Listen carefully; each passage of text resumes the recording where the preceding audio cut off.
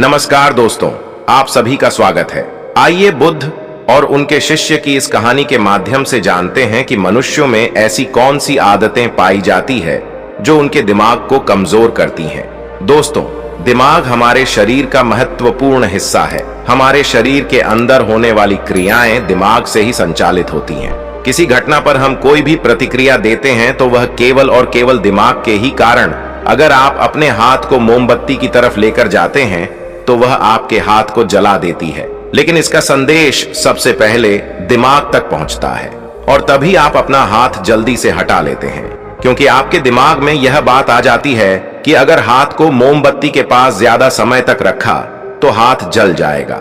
यदि व्यक्ति का दिमाग ठीक से काम ना करे तो वह इस दुनिया में जीवन जीने के लायक भी नहीं रह पाता है। सभी जीवित प्राणियों में दिमाग अथवा मस्तिष्क जन्म से होता है और इसका विकास उम्र के साथ होता रहता है, लेकिन कई बार हमसे जीवन में कुछ ऐसी गलतियां या आदतें बन जाती हैं जो हमारे दिमाग को कमजोर करती हैं, और इन आदतों के लिए कोई और नहीं बल्कि हम स्वयं जिम्मेदार होते हैं। दोस्तों, गौतम बुद्ध की शिक्षा हर किसी के जीवन को नई दिशा दे सकती है।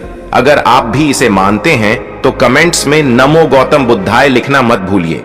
एक समय की बात है, बुद्ध अपने कुछ शिष्यों के साथ यात्रा पर थे। चलते चलते वे एक जंगल के किनारे पहुंचे और अंधेरा भी छाने लगा।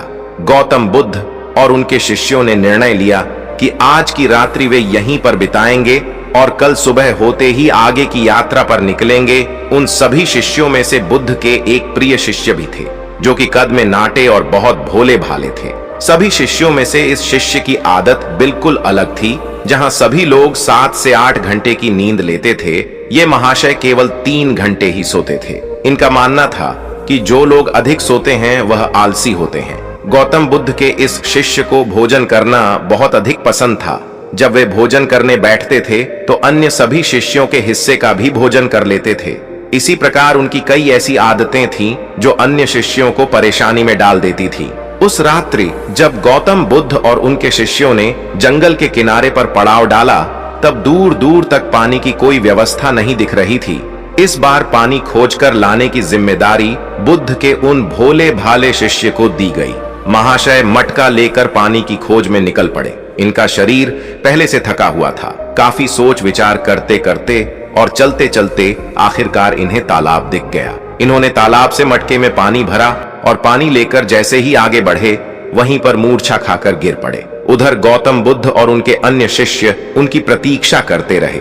जब प्रतीक्षा में पूरी रात्रि बीत गई, तब अगली सुबह गौतम बुद्ध स्वयं अन्य शिष्यों के साथ अपने उस शिष्य की खोज में निकल पड़े जो रात से वापस नहीं लौटे थे। सभी लोग उन्हें खोजते हुए तालाब के पास पहुंचे और मूर्छित हुए शिष्य को होश में लाने का प्रयास किया। जब वह शिष्य होश में आए और गौतम बुद्ध को अपने सामने देखा तो चौंक गए। उन्हें कुछ भी याद नहीं था कि वह तालाब के पास क्या कर रहे हैं। उनके इस व्यवहार को देखकर अन्य सभी शिष्य उन पर हंसने लगे और उन्हें मंद बुद्धि कहकर चिढ़ाने लगे। वह भोले भाले शिष्य वहीं पर रोने लगे और कहने लगे कि हाँ, मैं मंद बुद्धि हूँ। तब गौतम बुद्ध ने सभी को शांत कराया और अपने शिष्य को समझाते हुए बोले कि हम सभी ने देखा है, तुम्हारी आदतें अन्य मनुष्यों से बिल्कुल अलग हैं। तुम बहुत कम सोते हो और बहुत अधिक खाते हो। मैंने तुम्हारे अंदर एक नकारात्मक जीव को महसूस किया है जो तुम्हारे दिमाग को दिन रात कमजोर कर रही है। तब वह शिष्य और अधिक तेज से रोने लगे और कहने लगे कि गुरुदेव, अब आप भी मुझे मंदबुद्धि कह रहे हैं। तब गौतम बुद्ध ने कहा कि नहीं, ऐसा नहीं है। तुम एक होशियार और बुद्धिमान मनुष्य हो, किंतु तुमने कुछ ऐसी आदतों को पाल रखा है जिसके कारण तुम्हारा दिमाग कमजोर हो रहा है। तब शिष्य ने कहा कि हे गुरुदेव, ऐसी कौन सी आदतें हैं जिनसे मनुष्य का दिमाग कमजोर होता है। तब गौतम बुद्ध ने कहा कि आज मैं तुम्हें बताता हूँ कि ऐसी कौन सी आदत है जो मनुष्य के दिमाग को कमजोर करती है। मेरी बात को सभी लोग ध्यान से सुनना।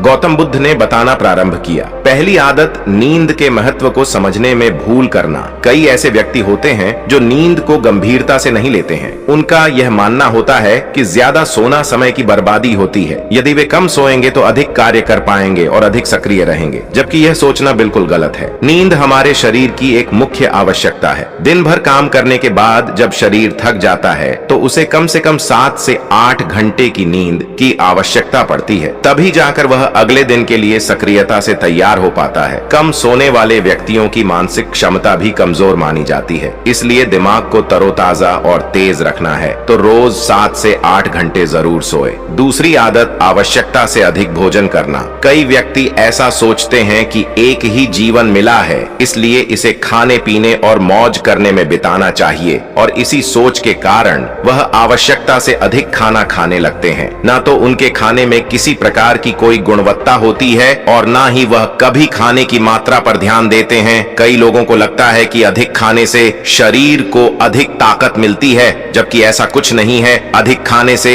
शरीर में केवल बीमारियां ही लगती हैं, कभी पाचन संबंधी बीमारी तो कभी शरीर का मोटापा। ये सब कुछ खाने की गलत मात्रा और उसकी गुणवत्ता के कारण ही होता है। जब व्यक्ति का शरीर बीमार रहेगा तो इसका असर दिमाग पर भी होगा। इसलिए अपने दिमाग को तेज रखने के लिए सही मात्रा में और सही गुणवत्ता वाला भोजन करना चाहिए। तीसरी और खास आदत, खुद को कार्य करने की मशीन समझना। इस संसार में कई ऐसे व्यक्ति हैं जो दिन रात काम के पीछे भागते रहते हैं और इस बीच ना तो वे अपने शरीर को आराम देते हैं और ना ही कभी अपने परिवार को समय देते हैं।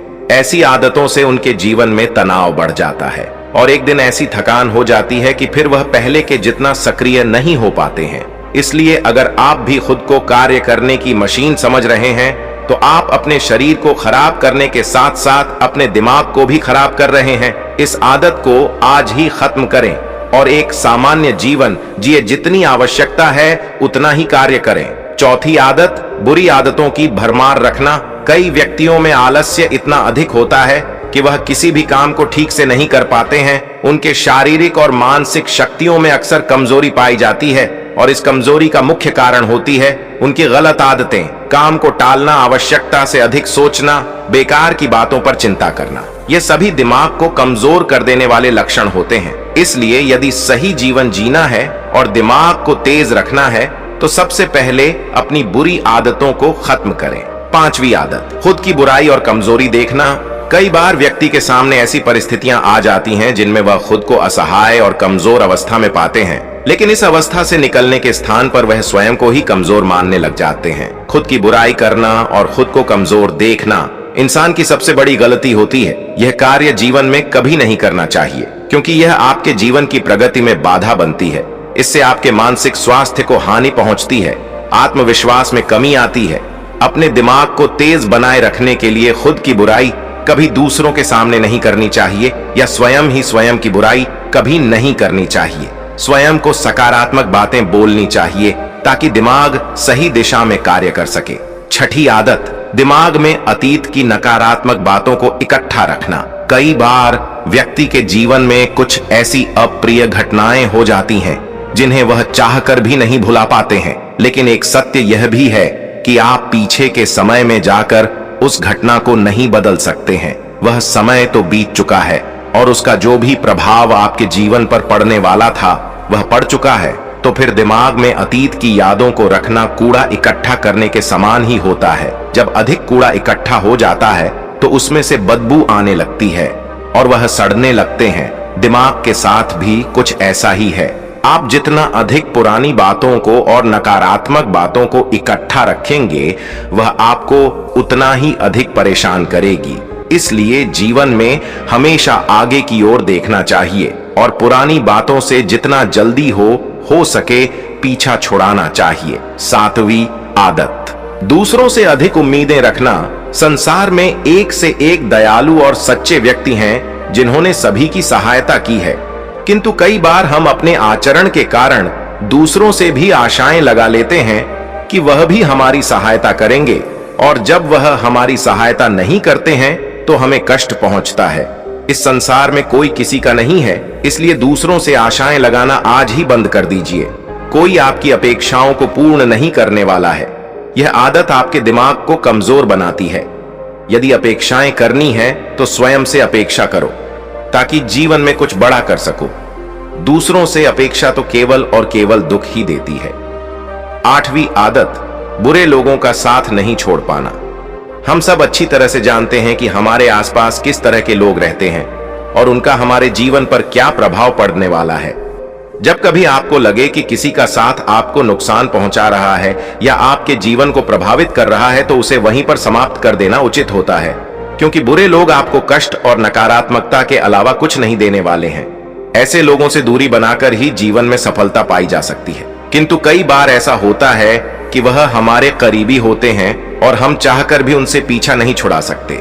भले ही हम उन्हें अपने जीवन से निकाल नहीं सकते, लेकिन उनसे दूरी बनाकर अवश्य रह सकते हैं। बुरे लोग आपके दिमाग को प्रभावित करते हैं, इसलिए दिमाग को सही रखने के लिए ऐसे लोगों के संपर्क में बिल्कुल ना रहे। नवी आदत, स्वयं की गलतियों को अनदेखा करना। कई बार व्यक्ति से यदि कोई गलती हो जाए तो वह उसे पूरी तरह से अनदेखा करते हैं और जिम्मेदारी लेने से बचते हैं, जबकि यह आदत आपके जीवन को असफलता की ओर ले जाती है।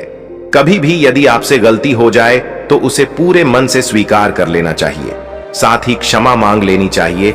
इस संसार में पश्चाताप से बड़ी कोई क्षमा नहीं होती है। यदि गलती करने के बाद आपको सच्चे दिल से पश्चाताप है तो उसका पाप आपको कभी नहीं लगता।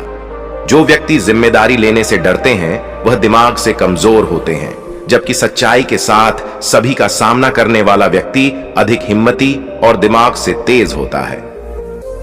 10वीं आदत, अपनी असफलताओं के लिए दूसरों को जिम्मेदार मानना। सफलता और असफलता एक ही सिक्के की दो पहलू हैं। दोनों ही परिस्थितियों में हमें स्वयं इस बात का आकलन करना चाहिए कि यह सफलता या असफलता हमारे जीवन की महत्वपूर्ण घटना है और इसकी सारी जिम्मेदारी हमारी है।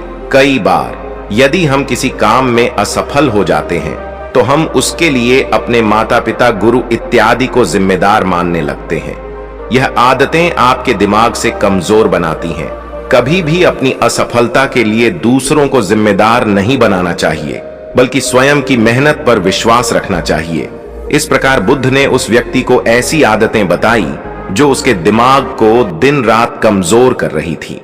उस व्यक्ति ने सच्चे मन से बुद्ध को बताया कि हाँ, यह सब उसकी आदतें हैं और वह अपनी इन गलत आदतों के लिए स्वयं को जिम्मेदार मानता है। साथ ही वह वादा करता है कि वह इन सभी गलत आदतों से छुटकारा पाने के लिए पूरा प्रयास करेगा। तो दोस्तों, मुझे पूरी उम्मीद है कि इस मोटिवेशनल स्टोरी से आपको शिक्षा मिली होगी और इस मोटिवेशनल स्टोरी से आपको प्रेरणा मिली होगी। अगर आप चाहते हो कि ऐसी मोटिवेशनल स्टोरी आपको मिलती रहे तो आप बिल्कुल सही जगह पे हो। यहाँ पर आपको मोटिवेशनल कहानियों का वीडियो मिलेगा जो आपको जीवन में आगे बढ़ाने की ताकत देकर जाएगा। इस कहानी को सुनने के लिए और आपका अमूल्य समय देने के लिए दिल से आपका शुक्रिया। तो दोस्तों, जल्द ही लौटेगी चैनल पर motivational video, so please subscribe करें और बेल नोटिफिकेशन को ऑन करें। Thank you.